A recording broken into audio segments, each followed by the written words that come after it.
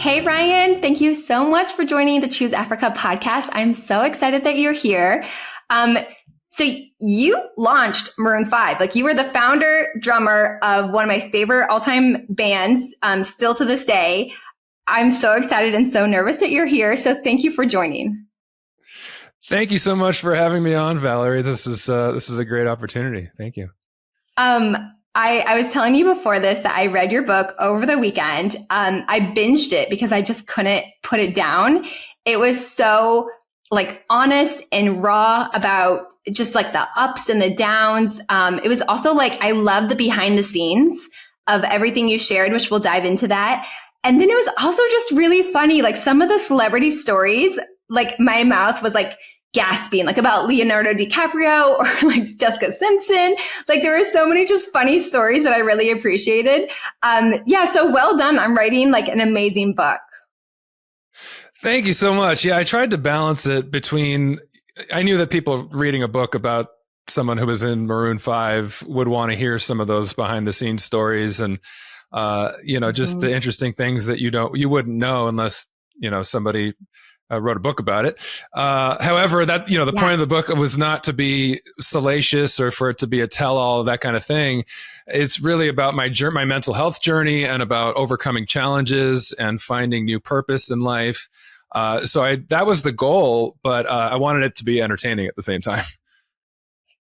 It was entertaining, and it definitely was not salacious. If anything, it was just, I felt like I was like sitting down with you over coffee and just hearing about the journey. And I appreciated so many things about that in terms of, like, I like Maroon 5, but I'm not a musical person. I can't even like clap to the beat. Like, I'm so non-musical, but what I got out of it was just, how to even like run our business better, how to be a better entrepreneur, how to prioritize my mental health. So I think there's so many takeaways for people in all stages, whether they want to read it because they love the band, because they like you, because they love music, whether they're in business. But it's just like a good book that I think everybody should truly read. And one thing I have to ask you though is, so I'm reading the book and I'm like, okay, when are they going to change their name? Because I didn't realize you didn't originally have the Maroon 5 name. And I'm like, when is it going to be? And why is it Maroon 5? And then I get to the part and it's like, it's a secret and we'll never tell why it's named Maroon 5. And I was like, no. So I'm like Googling it, trying to see if it's leaked anywhere, but it's still a secret to this day. So tell me why you guys kept it a secret and didn't share with the world why you named it Maroon 5. Well, I wish it was a better story than it is. I mean, the original name of the band was Cars Flowers, which has a great story attached to it, and that's in the book. The problem with that name was just that no one could understand what we were saying when we said Cars Flowers. They would hear Cars Flowers and they would think we said Cars and Flowers or Carson Flowers. And then if you saw it written down, it looks like Kara's Flowers, but it was named after a friend of ours named Kara. So we hated when people called it Kara's Flowers.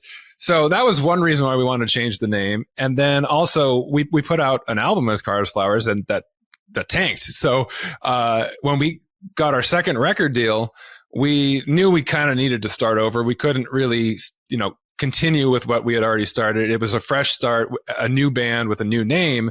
And it's harder to change your name than you would think. I mean, it's in this day and age, you could Google any name you come up with and you're going to find somebody who's using that name and owns it to some degree. I'm sure this is true for any business that you start. But for a band, I mean, to get 4 and then 5 guys in the band to agree on a name also was really difficult. And then to get our record label to support it, that was a challenge. So how we got to Maroon 5 was a very laborious, long, challenging sort of discourse between a lot of different voices that finally ended up with something we could agree on. And we swore we were not going to tell the story just because we figured that leaving some mystery around it would actually make it more intriguing than if they heard the actual story. It does. I'm super intrigued. So yeah, it worked. And okay, so I'm going to dive into some of the things I highlighted, like the whole book. One thing that I found super interesting was how many, I guess, like successful or famous people you were around early on. Like Neil Diamond was a dad of a kid on your baseball team. And then you also you went to Jonah Hill's bar mitzvah, which I was like, what? And then you almost joined Lincoln Park, and you knew like Rashida Jones before she took off. So how did you get connected to all these people who became successful? And do you think that impacted you in also becoming successful yourself, being surrounded by so many people with like a similar dream? Well, I grew up in LA, basically in Hollywood. So to some degree, you can chalk it up to that because we were surrounded by the entertainment industry. I even have an aunt, Michelle Lee, who that's her stage name. Michelle Lee Dusick is her original real name. She was a big star in her own right on Broadway in the 60s and then on TV in the 70s through the 90s. A lot of films, recording. She was a big star in her era. And my dad's an attorney and he was her attorney. So I guess I was kind of connected to the entertainment business through that. And then, my family was not like in the upper class of LA. We were pretty middle class. I think probably by national or world standards, probably pretty successful, but by LA standards, pretty modest. However, we were just well off enough to afford private schools and on the west side of LA where a lot of children of the elites and the rich and famous went. So that added to it. I was playing in baseball and soccer leagues with kids from Beverly Hills and going to high school with, kids from Brentwood and Malibu and the Pacific Palisades. So I always kind of felt like I was kind of the kid from the other side of the tracks, even though I wasn't really exactly from the ghetto or anything. I was just not at that upper echelon of the elite, sort of highly successful and wealthy. But I was surrounded by it. And so I met a lot of those people.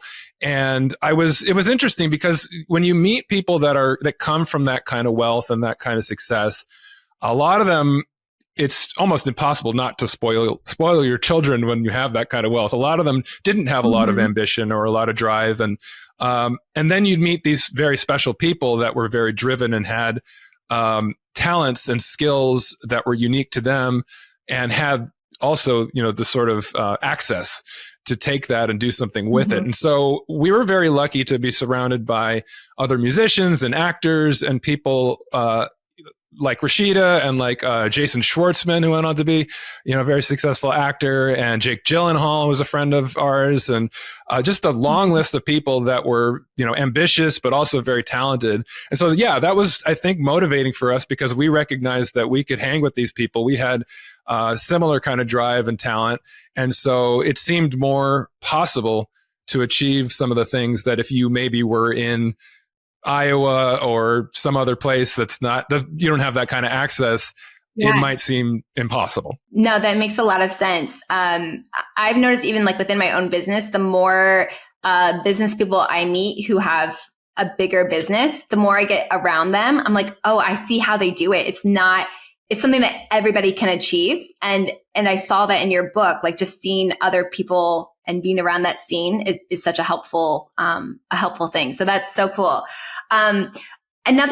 So one thing I wanted to know, is just like your tips on being in the journey. Because before I read your book, I just kind of assumed, okay, Maroon 5, they had great songs, they took off, they were successful. But the behind the scenes is that it was so many ups and downs, and you were doing, 500 concerts. You were probably, I'm sure, tired and traveling in non-comfortable circumstances. I even saw that like in your book, you talked to like, you got your second record contract and then you still had to work at an accounting office to make money to actually make that come out. So what are some of your tips for people who are in that journey where they haven't made it yet and they're tired, they're burning out? How do you get through that journey? How do you enjoy it? Yeah. I mean, a lot of people don't realize because they see Maroon 5 winning Grammys, and we won Best New Artist in 2005. People don't realize that was a decade into our career already, and our second major record deal that we had a failed album at that point, and we had to sort of pick ourselves up from off the mat and reinvent ourselves and start over. And that even on that album, we had been touring for 3 years at that point, and we had done probably over 500 shows, not not even counting the sort of promotional things that you have to do, going into radio stations and acoustic shows and record stores and meet and greets and photo shoots and video shoots. I mean, it was an endless sort of slog of one thing after another, building towards that eventual success and that payoff. And so when you understand that background, you better understand that it's never an overnight success. I mean, there's those few exceptions, maybe every now and then, of somebody who had just incredible talent and they just hit it right out of the park from day one. The rest of us, no matter how talented you are, no matter how much good fortune you have and resources and access, you still have to put in all the hours and the hard work to get to where you're going. And so I think for us, what made it so fulfilling and made it wonderful for me just personally was that the process was so great. When you recognize that you have a connection to something that's meaningful to you, having the collaboration and the creativity and just the ability to lean on your team, the people around you, in a way that the process itself becomes fulfilling, not just the end goal, which is the success. When I look back at all that time, the decade plus in the band, I miss the success, I miss the fame and fortune and that stuff, but not nearly as much as I miss the process, the people, starting in a garage and building this thing from nothing to something really powerful. And so enjoy that part of it. Recognize you never get to do that again. That building process is the fun part. After that, it becomes maintenance and growth, but building it is the fun part. And so if you can think about that, it's like, this is rewarding unto itself. And if I have the success, that will be sort of the cherry on top, but I would do it anyway. I think that's a good mindset. Yeah. No, I love that. That makes so much sense to me. I know, like when I decided to backpack across Africa, my goal was to get from Cape Town to Cairo. So my whole backpacking journey was like, how do I get to Cairo?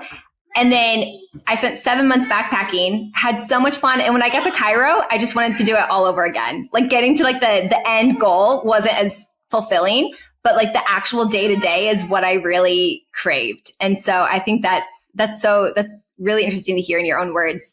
And one thing I saw in your book was the principle of saying yes to everything the first year.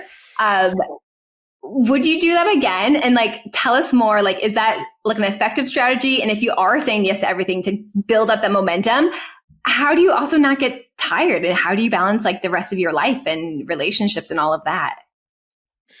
That's a really tough thing to balance, because from a business standpoint, especially when you're building something, saying yes to everything is pretty good advice. And we got that advice from a lot of different people who were more established and knew what it took to get to the place of being well established as a band. However, I'm a mental health professional now. As a therapist, my advice to most people would not be to say yes to everything. It would be to know when to say no, how to find balance, and how to advocate for your own self-care. And that sometimes the most productive thing you can do is to rest and to be well-nourished and to be able to come back to your work in a way that you're focused and ready to take on the task, because then you'll be able to apply yourself twice as fast and twice as more as powerfully as if you were burnt out and tired and exhausted and not able to really do anything very functional. However, when you're in a band, especially in that era, I don't know how it's evolved in the last 20 years since we hit it. But really the advice that we got was, look, on your first album, if you say no to anything, those people will remember that you said no and they won't ask again.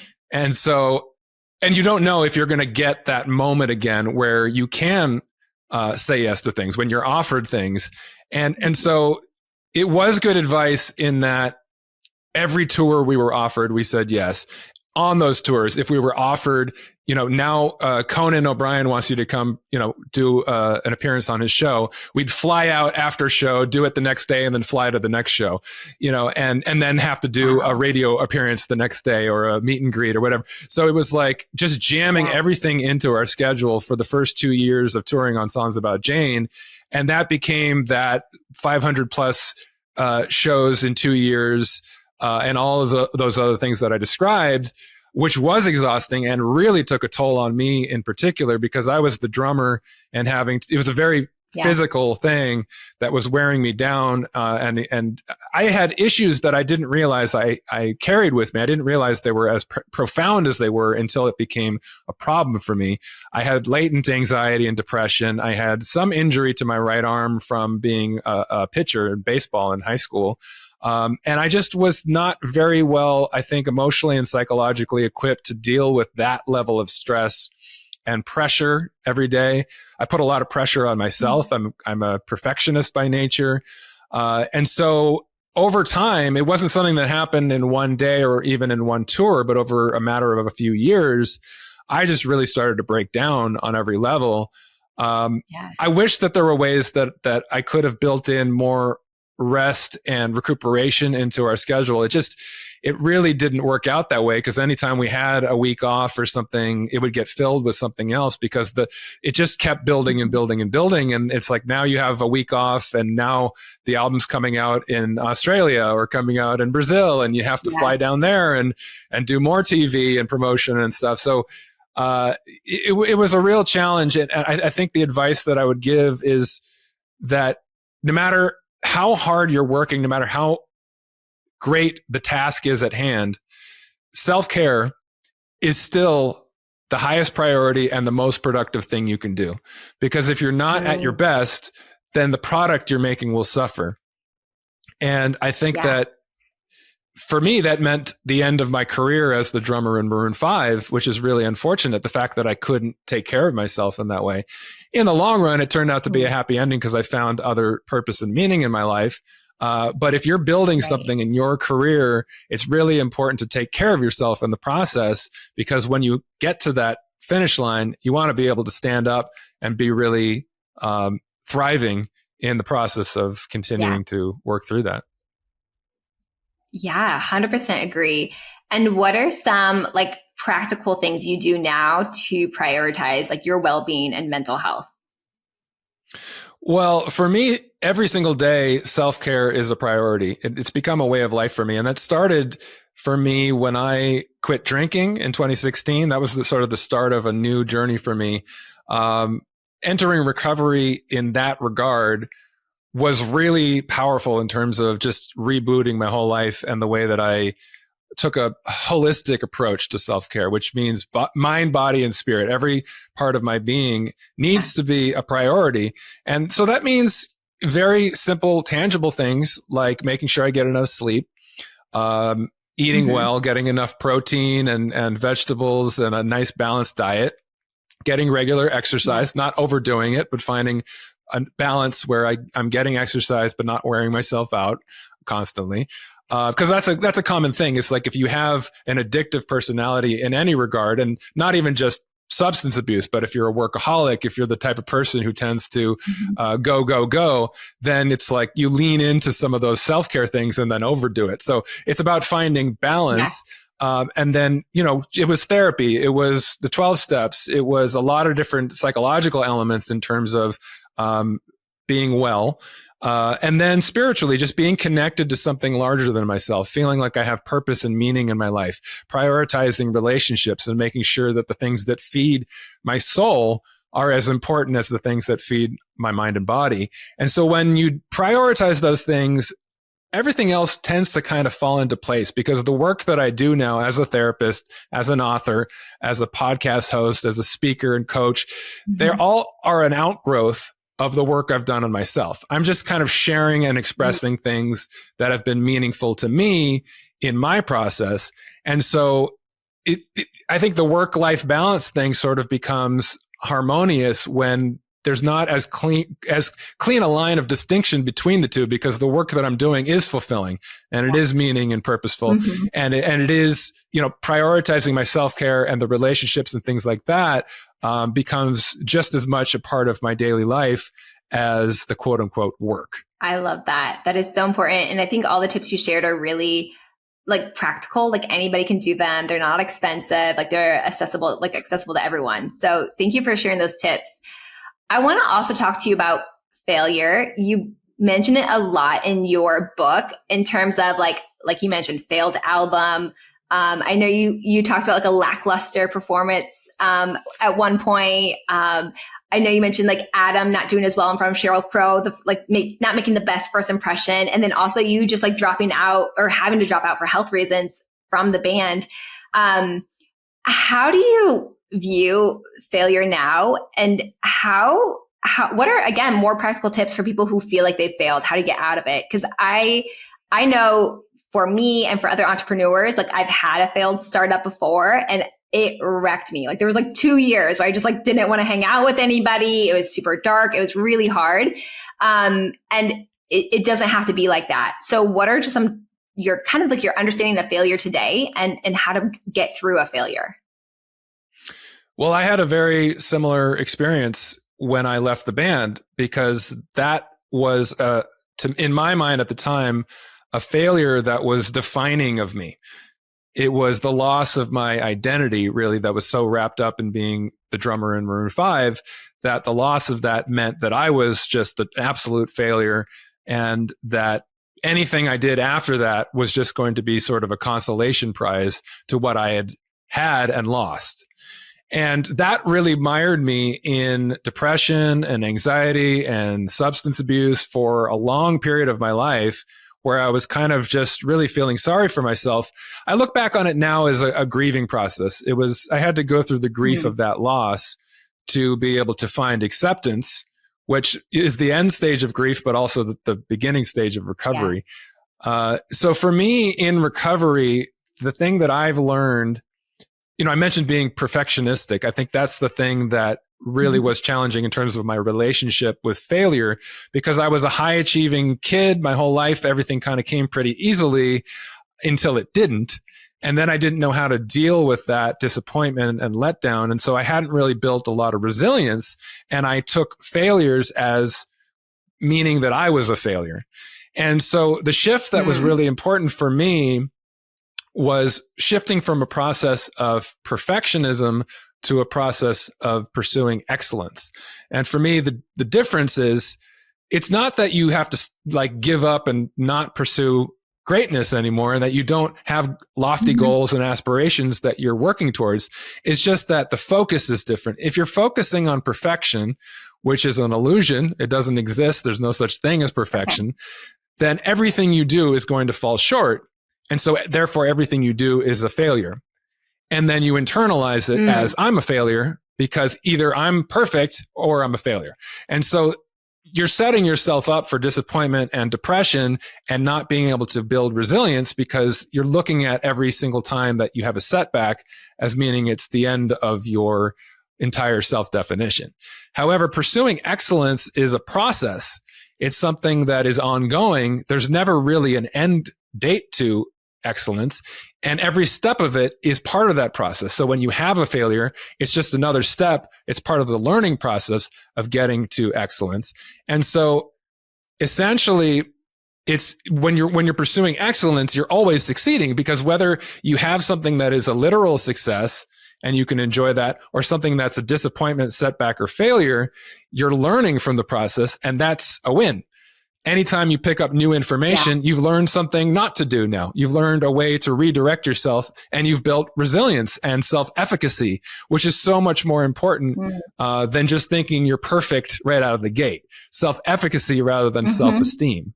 So building that knowledge that you can overcome things, that you can learn from your setbacks and then apply those things. That's a process of excellence and a pursuit that becomes fulfilling in and of itself, because you can do that your whole life, and it could be meaningful and purposeful to continue to learn and move forward and build, go into new horizons and explore new possibilities and opportunities.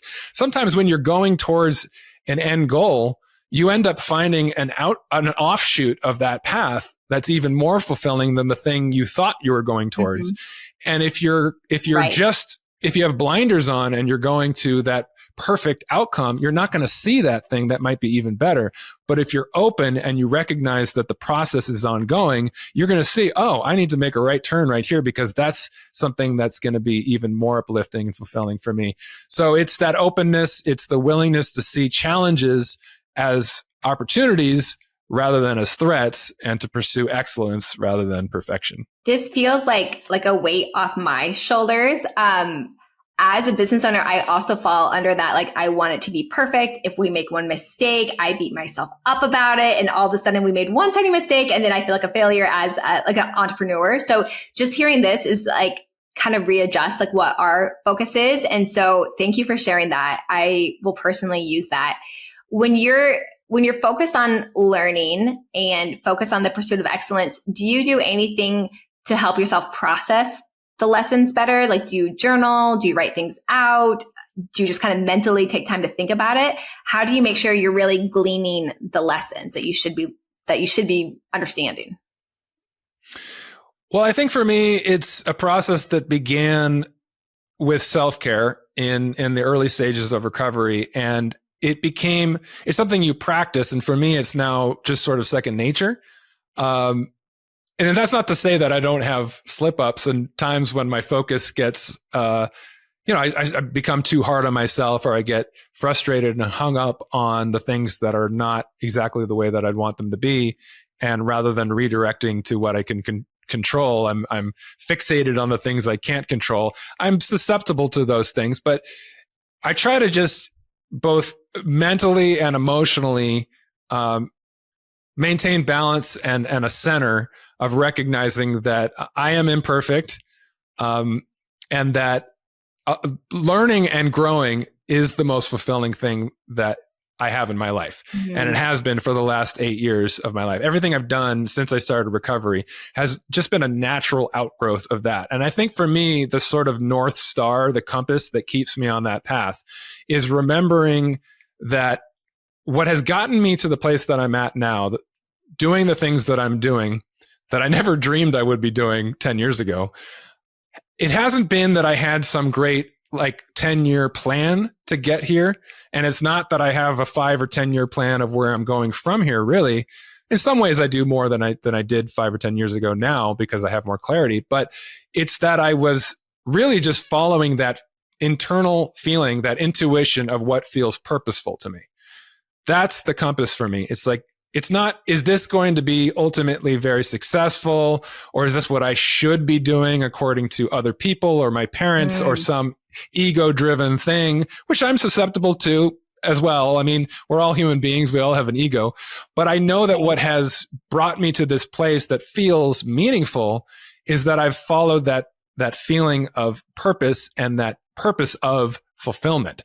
And so whether it was early on volunteering at a recovery center, which was just for me to stay sober and to have the feeling of helping others, to be of service, that sort of propelled me into this passion for mental health and psychology, which led me back to school to get a master's degree in clinical psychology, which became a whole other level of purpose and fulfillment because I was learning and growing and discovering ways that I not only could help myself, but I could help other people. And so that led to me becoming a therapist. And that process led to me realizing I had a story to tell that now had a happy ending, which I wanted to share with the world.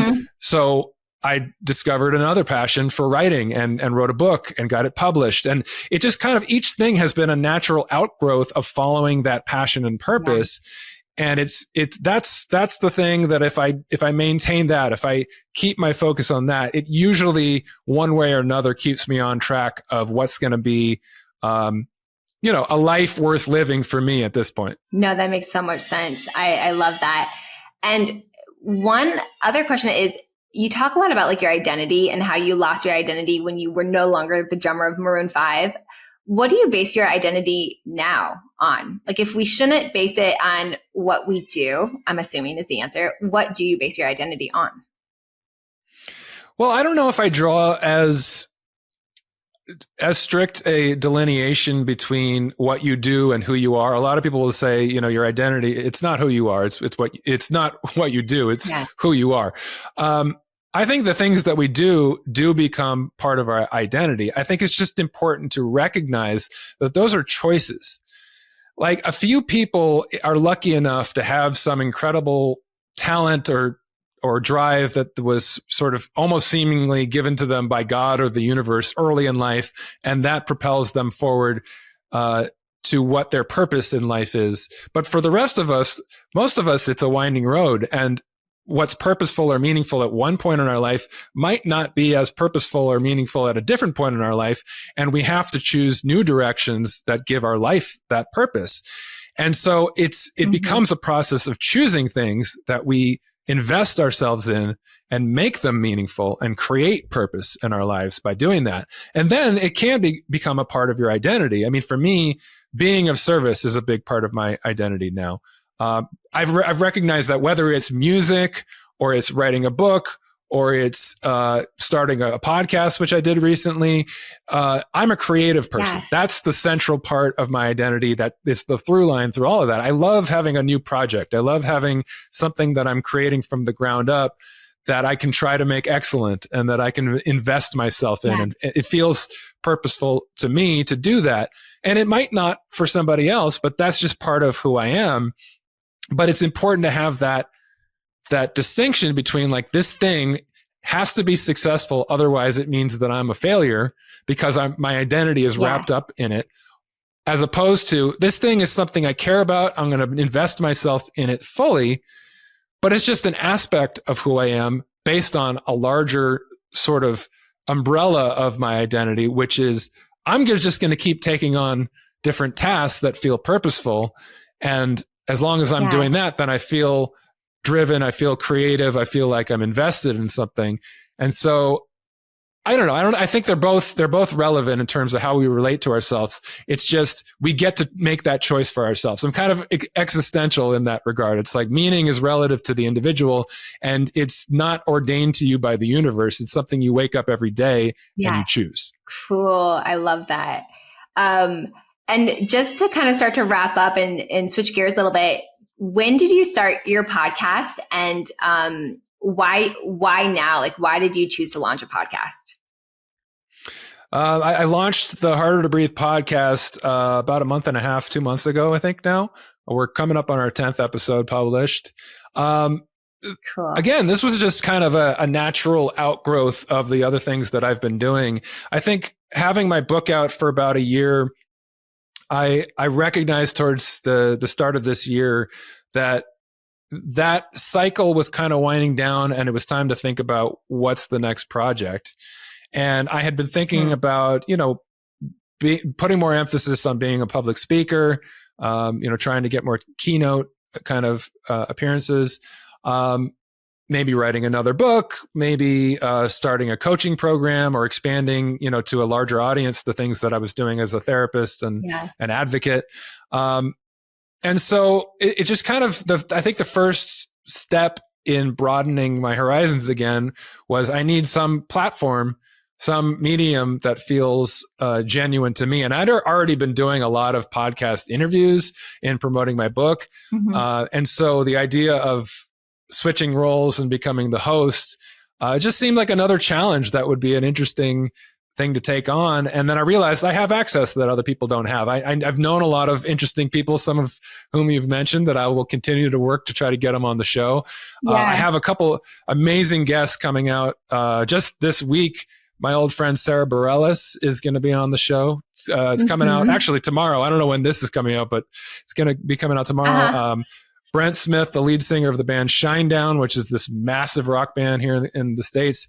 That episode's coming out the week after that. So I have some incredible guests on the show, and we just have conversations that I have every day with my clients as a therapist, as a coach, as a speaker, just talking about the challenges we face and how we overcome them or how we work through them, and having these conversations with people that are top performers, people who have figured out how to manage that work-life balance, hopefully in some way that they've dealt with the issues that they're carrying with them, some better than others. I mean, some people are still struggling, but they're willing to be vulnerable and talk about it. And that's really helpful for me and for the listeners as well. So it's just become another really fulfilling process. And it just feels like the next logical step in the things that I'm doing. I know that's amazing. And I know that I read your book. Harder to Breathe. It's on Amazon. I recommend it to everyone. And I know after this, I'll also start following your podcast just because I got so much out of the book. And now it's like, I want more and like real life stories of how you apply these principles in other realms. So I'm super excited to be following your podcast. I hope everybody subscribes to it after this. And other than that, is there anywhere else you want people to follow you? Do you have a website or social media that you like to post on? Where can people find more about you and the work that you're doing? Yeah, thank you. I have a website, ryandusick.com, and we're just updating that now to include all of the things that we just described. So it should be a one-stop shop for everything. On Instagram, you can follow me at Ryan Michael Dusick, or the podcast at Harder to Breathe podcast. And there's other stuff online, but those are the main things. YouTube, check out the visual elements of the podcast on YouTube, the Harder to Breathe podcast. Cool. Well, thank you, Ryan, so much for coming. It's made my day, my entire team. Everybody has been like so excited that you were coming on. So thank you so much. And I hope everybody reads your book and follows your podcast after this. So thanks again for joining. Thanks so much, Valerie. Appreciate it.